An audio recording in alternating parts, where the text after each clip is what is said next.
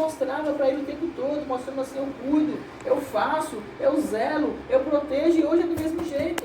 Deus está o tempo todo se mostrando para nós, dizendo assim, eu sou teu pai,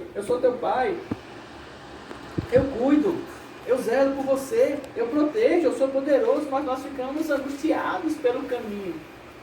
Por quê? Porque os nossos olhos não estão nele, nossos olhos estão nas coisas terrenas. Perder as coisas, perder a vida, pois cuidado, viu? Aquele que julga achar a sua vida, perderá. Mas aquele que perder a vida por amor do Evangelho, esse a encontrará. Essa palavra que eu quero, essa palavra que eu vivo, essa palavra que eu pego. Pessoa, eu quero ser espiritual cada dia mais. Perder a minha vida para que eu possa achá-la. Aqui, talvez? Não. Lá. Lá é o que vale. Amém? Amém. Continuando. E o povo falou contra Moisés, porque nos fizeste subir do Egito para que morrêssemos nesse deserto. Moisés, o Senhor quer nos matar. Deus quer matar o povo com essa praga. Deus não quer matar ninguém, nem foi Deus que mandou praga. Praga sempre existiu pelo mundo aí afora. Por quê? Porque o mundo é assim. A terra geme com o pecado, ela sofre. Claro, o mundo sofre, porque o mundo está no maligno. Mas nós devemos ser a luz do mundo. Nós que somos filhos de Deus. Porque a terra suporta até agora e geme, aguardando o quê? A manifestação dos filhos de Deus. Como? A manifestação dos filhos de Deus como filhos de Deus. A manifestação nossa como filhos de Deus é sermos filhos de Deus. O que é ser filho de Deus? É transmitir às pessoas as características do nosso Pai, que já estão no nosso DNA. Graça, verdade, amor, honra, fidelidade, paz. E eu falo para vocês, aquilo que é o céu, eu passo para vocês. Só isso. Isso é Evangelho. Simplesmente aquilo que nós aprendemos com o Pai, aquilo que o Espírito Santo revela em nosso coração, o mistério é oculto em outras épocas para outras pessoas, aquilo que Ele revela em nosso coração, nós então passamos para as pessoas. E qual é esse grande mistério? Cristo em nós. Espírito Santo aqui dentro, manifestando vida em nós e através de nós. Porque nos fizeste subir do Egito para que morrêssemos nesse deserto, pois aqui, nesse pão, nem água há. Pois aqui nem pão e nem água há. E a nossa alma tem fastio desse pão vil. Essa frase, nessa alma tem fastio desse pão vil. Aí eu me lembro de Jesus, quando ele falou assim, vossos pais comeram o maná no deserto e morreram, eu sou o pão vivo que desceu do céu. E imagine durante 40 anos o maná caía, era como um favo de mel e alimentava o povo. E o povo um dia disse assim, eu estou enjoado desse negócio, não tem outra coisa diferente não. E aí um evangelho simples, pão da vida em nós, que é simples, mas que nos alimenta, que dá uma certeza, uma confiança aqui dentro. Tem gente que fala assim, mas não tem algo mais emocionante, não? Não tem uma coisinha mais, não tem um pão mais interessante, não? Não tem um mais interessante, ou é esse, ou é esse. Ou é Jesus, ou é nada. Se ele não é interessante o suficiente para você, é porque a sua alma não deixa ser, porque a alma não é novidade. Mas quando nós entendemos no Espírito, aí eu volto a explicar aquilo que é espiritual, daquilo que é natural. E Jesus foi bem claro quando ele disse para Nicodemos assim, eu falo das coisas naturais, e você não entende, imagine você falar das espirituais. Como? Tempo ali. Imagine como se eu falar das espirituais. Precisamos entender que a nossa vida é espiritual. É espiritual. E o pão que nós nos comemos hoje, o pão, a palavra, ela é simples, mas ela é espiritual. Ela é algo que nos preenche. Ele tem um tempo, né? Só o seu, porque você não tem não. Tem um tempo, né? E serpentes ardentes que morderam o povo. E morreu muitos do povo de Israel. Por que as serpentes foram permitidas? Porque o povo murmurava,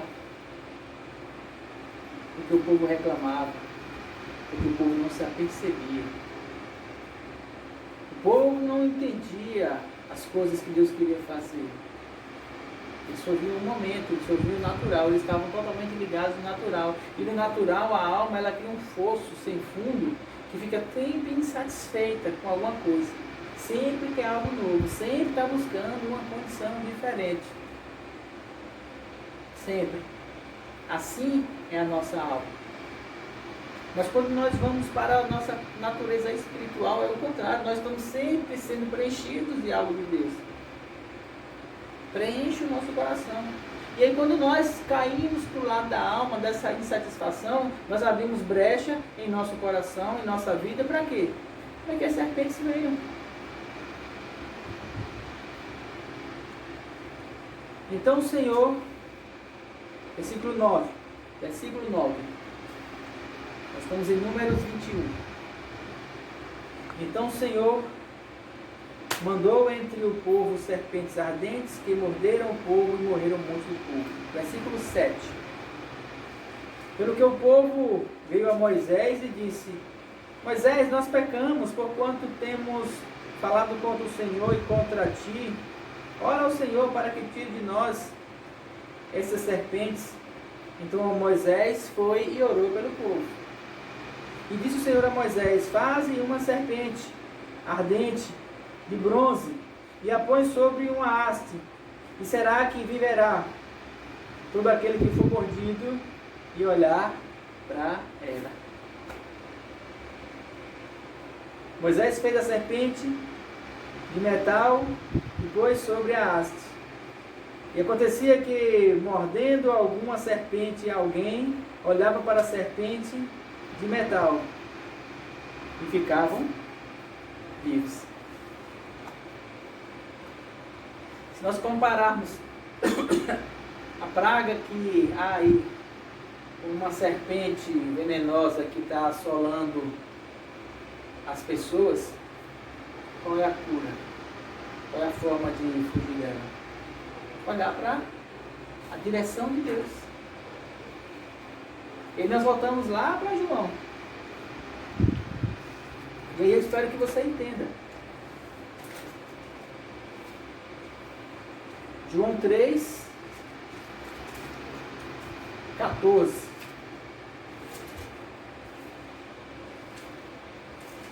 João 3, 14. E como Moisés levantou a serpente no deserto, assim importa que o Filho do Homem seja levantado. Deixa eu dizer uma coisa para você, ele já foi levantado. Ele já está lá.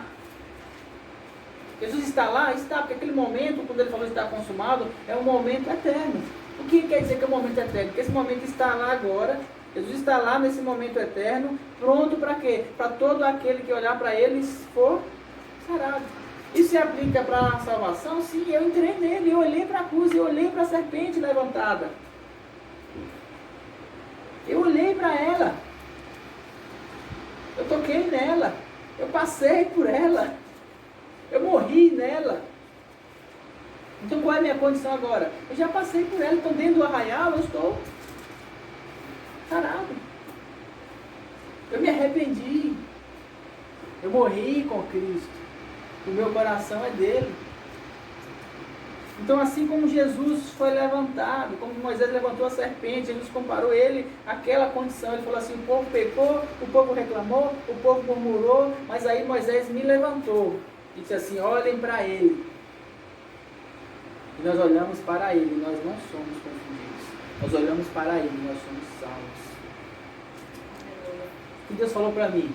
Olhe para Jesus, olhe para ele. Não murmure no caminho, não pense nas circunstâncias, não olhe para as coisas de lado. Faça as coisas que você tem que fazer na sua vida, mas seja a luz por onde você passa. Por quê? Porque você já passou pela cruz.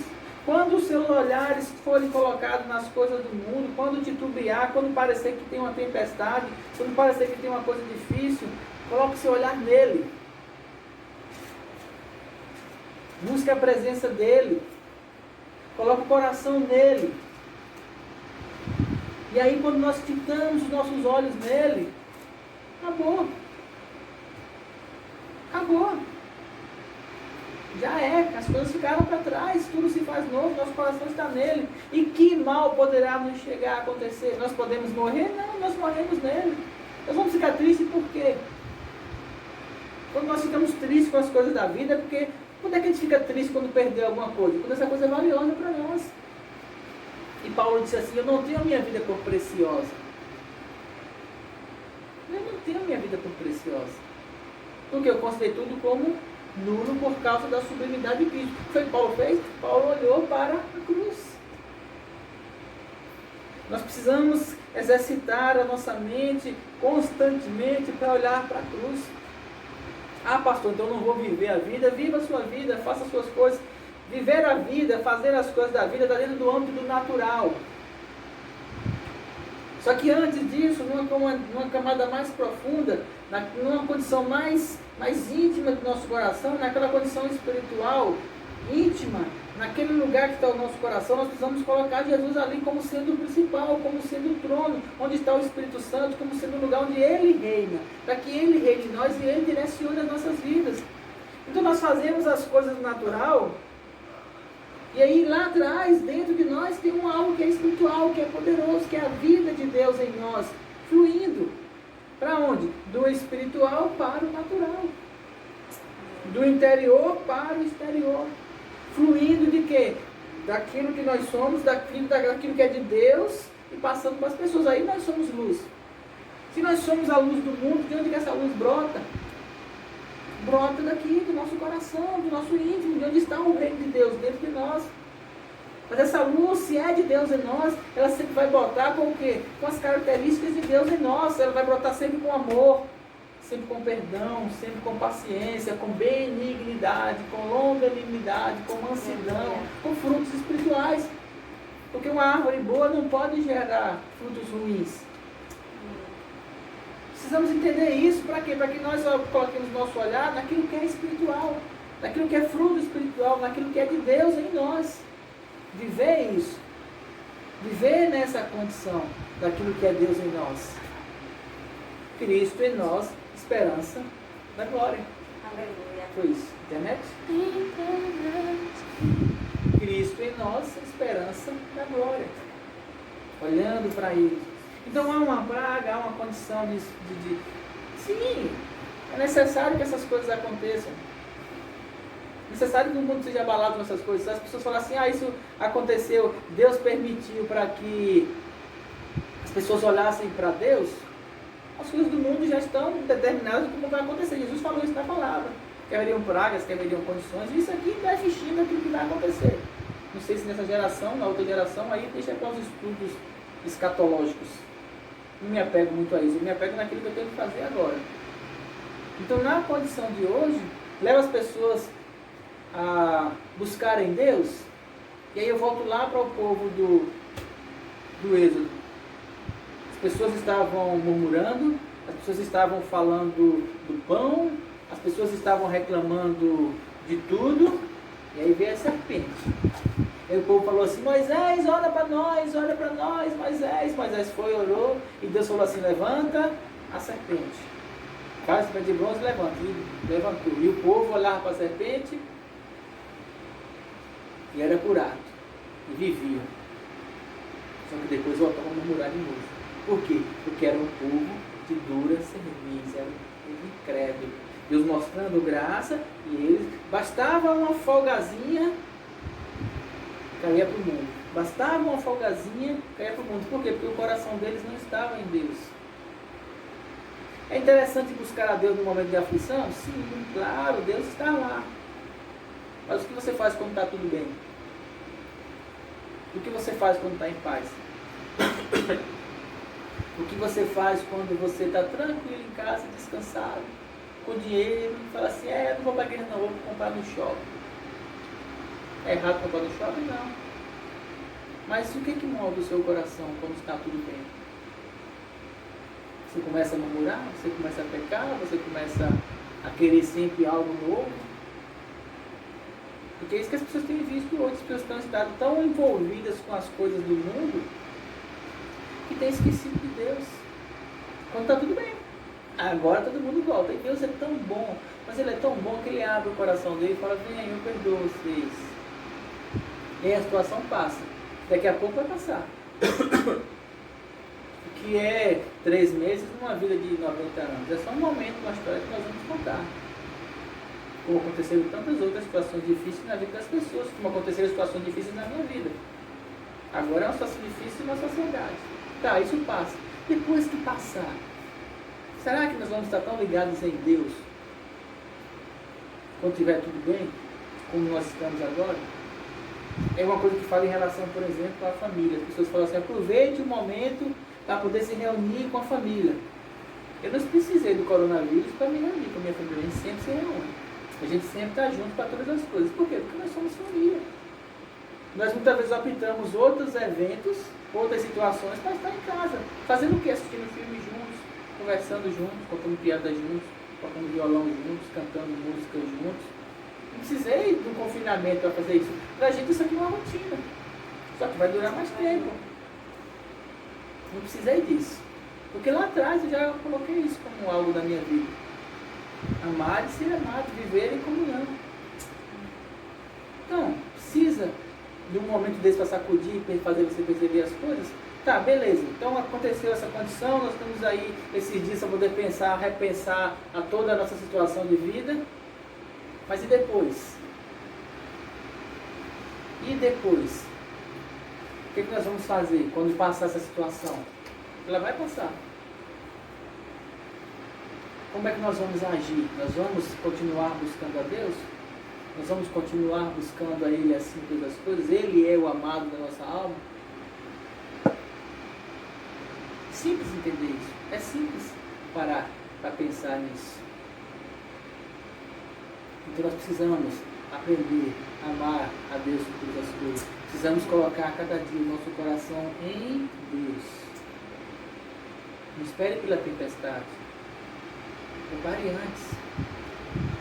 Edifique a sua casa antes. Fortaleça o seu coração antes. Não espere a dificuldade chegar. Por que essa correria toda? Porque quando anunciaram lá na China que estava tendo vírus, ninguém se preparou. Por que a Itália passou por essa dificuldade? Porque ela não se preparou, todo mundo não estava nem aí. E eu trago isso para mim como ensinamento espiritual. Em que sentido? Eu preciso preparar o meu coração para Deus quando a minha vida natural está boa.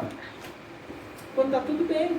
Por quê? Porque quando Jesus falou sobre o homem sábio edifica a sua casa sobre a rocha, ele falou que, e vindo a tempestade, bateu forte contra ambas as casas. A que estava na rocha e a que não estava na rocha. A tempestade vem para todo mundo. A tempestade vem para todo mundo. Mas se nós estamos a cada dia fortalecendo nosso coração em Deus, nós estamos fitando nossos olhos na presença dEle, nós estamos buscando na nossa casa a presença dEle, nós estamos meditando na palavra, buscando a orientação dEle. Se nós, como seres espirituais, aqueles que queremos conhecer Jesus, estamos buscando no nosso coração Ele a cada dia, se nós estamos buscando isso, dá um pouquinho d'água aí,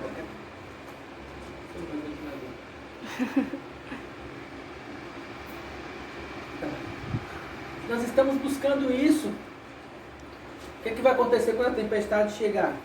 Nós descansamos. Descanso. Em teus braços é o meu descanso.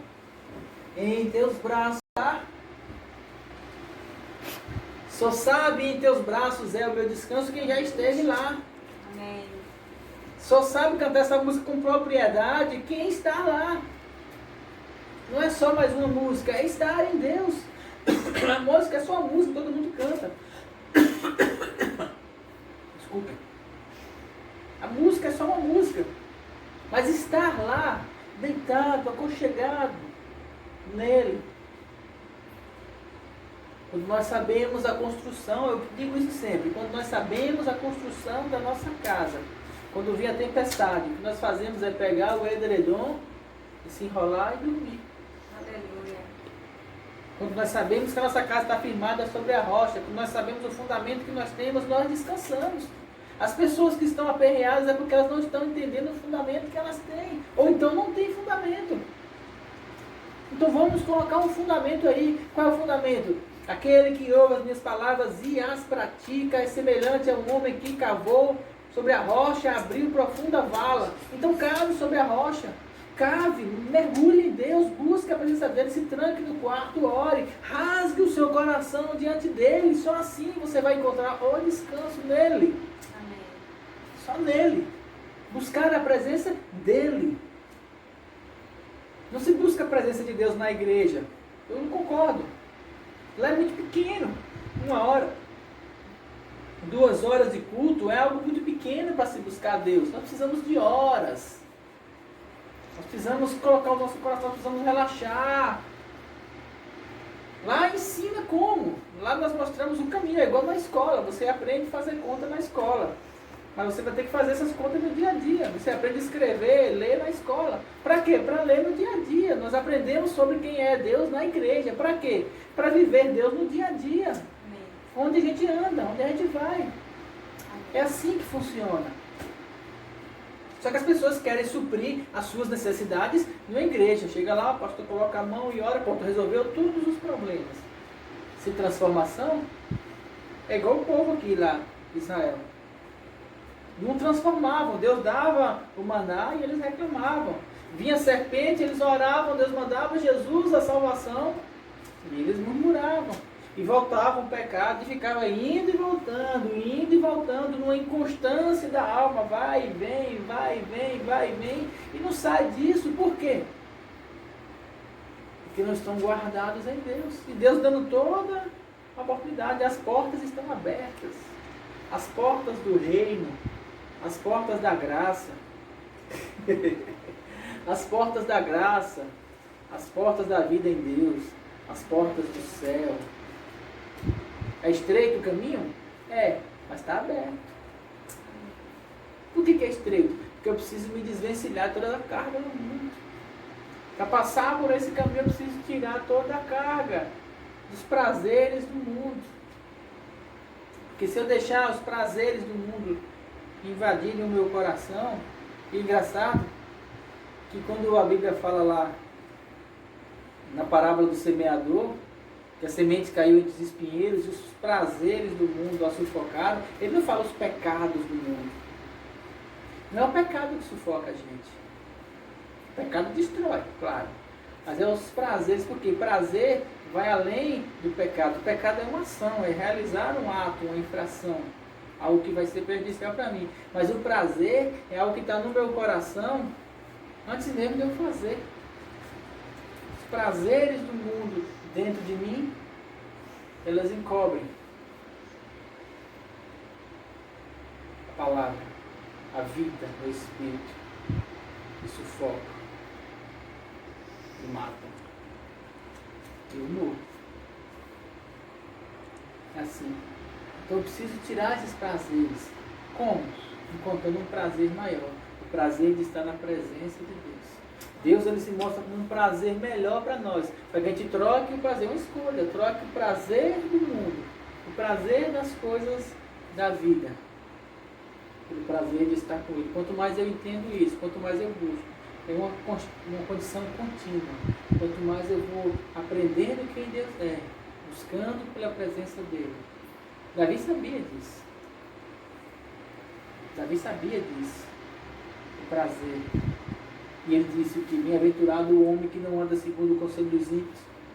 Salmo 1. Não se detém no caminho dos pecadores, nem se assenta na roda dos escarnecedores. Antes o seu prazer está na lei do Senhor. E nessa lei medita de dia e de noite. E aí esse homem será como árvore plantada junto a ribeira de águas, cujas folhas não secam. Tudo quanto faz prosperará. É uma condição antes do natural, é uma condição no espírito, onde nós descobrimos o prazer de conhecer Deus. E o prazer de conhecer Deus faz com que Ele se torne o principal em nossas vidas.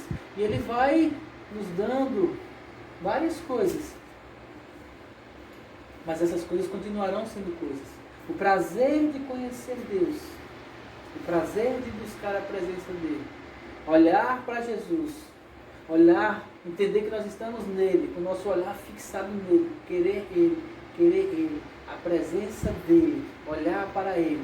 Assim, por isso que ele falou para Nicodemos, Nicodemos, assim como as pessoas olharam para aquela serpente que Moisés levantou no deserto, assim importa que as pessoas olhem para mim. Por quê? E nós vamos concluir agora. Quais são? Não perdi o tempo. Por quê? E aí vou ler aqui o texto para você entender agora o raciocínio de Jesus, quando ele falava assim, de buscar a presença dele, de olhar para ele. Ele falou assim, voltando, versículo 12. Se eu falar das coisas terrestres e você não entendeu ainda, Nicodemos, como eu vou poder falar com você das coisas espirituais? E ele disse algo espiritual, ora, ninguém subiu ao céu, senão aquele que desceu do céu, o Filho do homem que está no céu. E assim como Moisés levantou a serpente, assim importa que o Filho do homem seja levantado. Por quê? Porque eu sou a cura.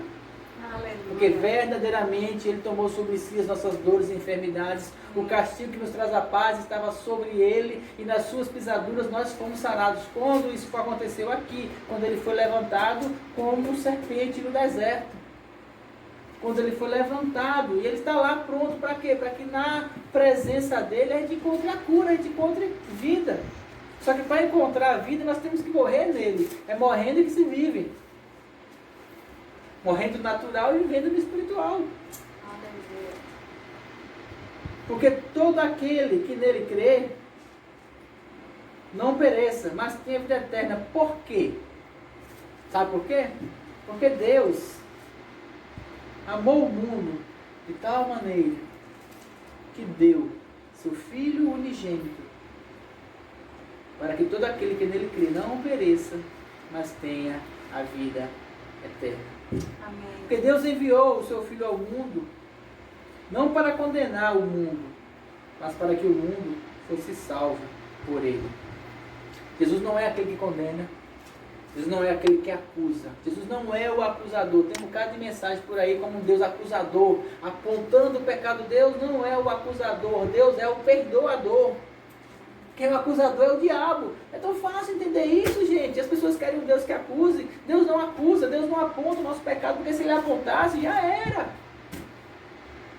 Já era, não tem como. Se ele olhasse para nós com um olhar de juiz, acabou. Mas ele olha para nós com um olhar de amor. Ele olha para nós com um olhar de graça. Ele olha para nós com um olhar de perdão. Ele olha para nós com um olhar de pai. E um pai não vai lançar praga nos filhos. Qual é o pai que lança praga nos filhos? Ele falou assim, qual é o pai que se um filho pedir peixe vai lhe dar cobra, se pedir pão vai lhe dar pedra? Qual é o pai que faz isso?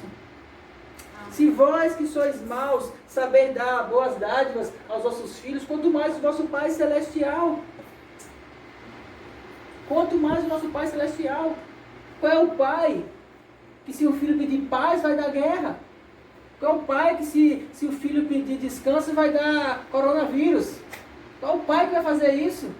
Meu pai não faz isso. Meu pai não mandou isso aí. Meu pai é bom. Ele manda o livramento, ele manda o perdão, ele manda a graça aonde? Através de Jesus. Porque ele levou na cruz as nossas dores e enfermidades. Através de Jesus ele traz a salvação. A maldição não vem dele. Porque dele não há maldição alguma. Nada de mal procede de Deus. Nada de mal vem de Deus. O Pai das luzes, em que não há dúvida ou sombra de variação, dele vem aquilo que é bom. Para quem? Para quem olhar, para quem buscar, para quem quiser. Para quem quiser.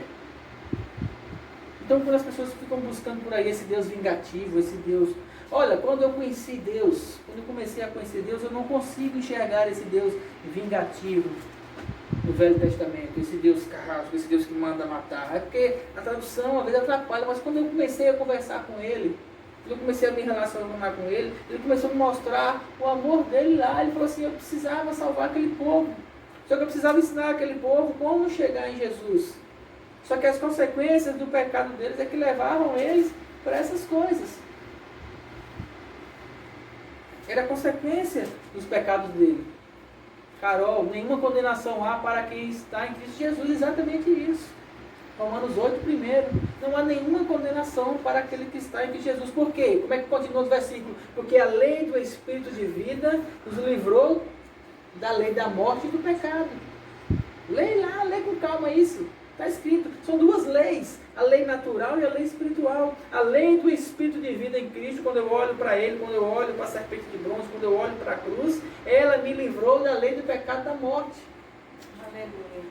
Por quê? Porque eu morri com Ele. Tem uma vida em mim. A graça em mim. Dentro de mim. Cristo dentro de mim. O Espírito Santo habitando em mim. Esse é o mistério oculto que Deus tentou revelar, mostrar desde Adão até Cristo. Porque Adão pecou, foi o primeiro Adão, Jesus foi o último.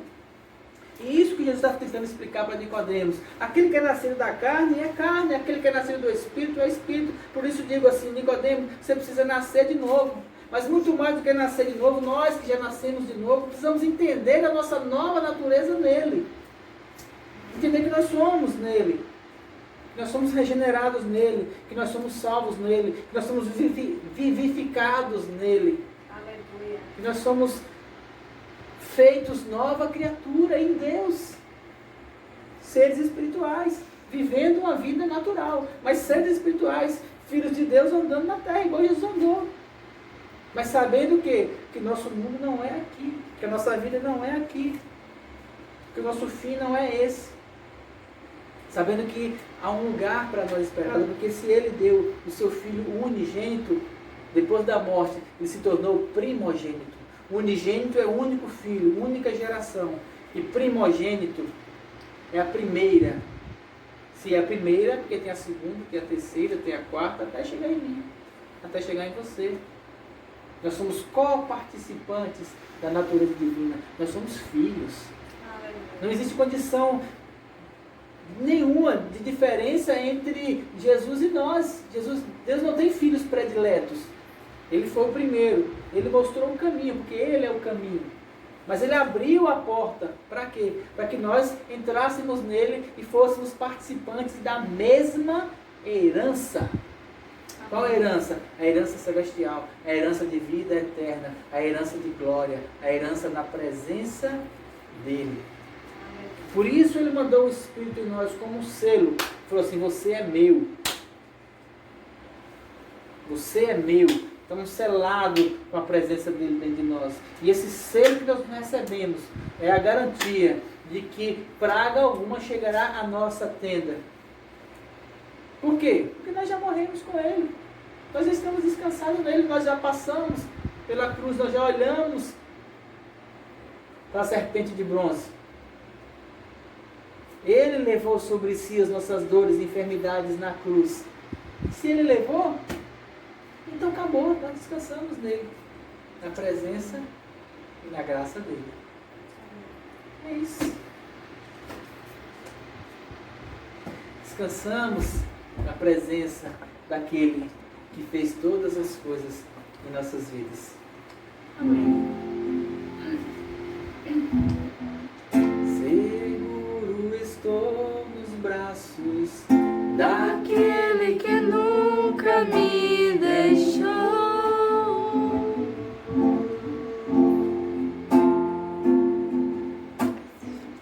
Seu amor perfeito sempre esteve repousado em mim. Se eu passar pelo vale, acharei conforto em teu amor, pois eu sei que és aquele que me guarda. me guarda. Em teus braços é o meu descanso. Em teus braços é o meu descanso. Em teus braços é o meu descanso. Em teus braços é o meu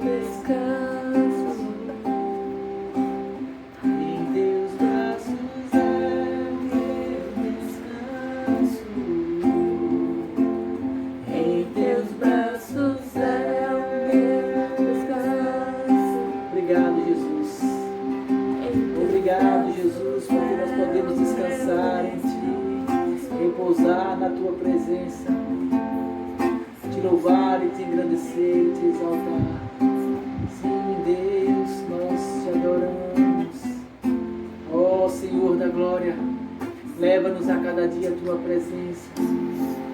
Leva-nos a cada dia a estar com o Senhor. Nós queremos o Senhor. Nós queremos a tua presença, Deus. Nós queremos a tua glória em nossas vidas cada vez mais. Nós queremos ser como o Senhor é. Porque foi para isso que o Senhor morreu naquela cruz, para que nós fôssemos segundo a tua imagem. Por isso nós buscamos a tua presença. Por isso nós buscamos nas práticas espirituais. Por isso nós buscamos em ti. Nós queremos cada vez mais buscar ao Senhor e te adorar. Oh, nós te adoramos. Nós te glorificamos, Senhor. Nós te adoramos, Deus. Obrigado, Pai, por estarmos aqui. Obrigado por tua presença em nosso meio. Obrigado por tua paz, que excede todo entendimento. Obrigado por tua graça maravilhosa em nossas vidas. Nós te adoramos e te glorificamos por tudo. Tua paz, que excede todo entendimento em nossos corações. A paz que o mundo não pode dar. Ele não entende, ela não recebe, mas nós temos essa paz em ti. A paz em nosso coração e a certeza de que Deus tem tudo sob controle em nossas vidas. Por quê? Porque nós entregamos as nossas vidas para o Senhor. Então o Senhor faz das nossas vidas segundo a tua vontade. E nós te adoramos por isso e te glorificamos. Em nome de Jesus. Amém? Amém. Amém. Uma boa noite. E na quinta-feira nós vamos estar, na terça e na quinta, no horário do culto, de novo, fazendo live. Até mais. Deus abençoe vocês. Em nome de Jesus.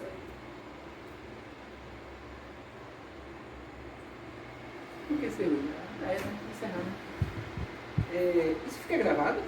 Se você botar pra, tipo, ficar na Vou sua... botar no story, que eu vou fazer agora.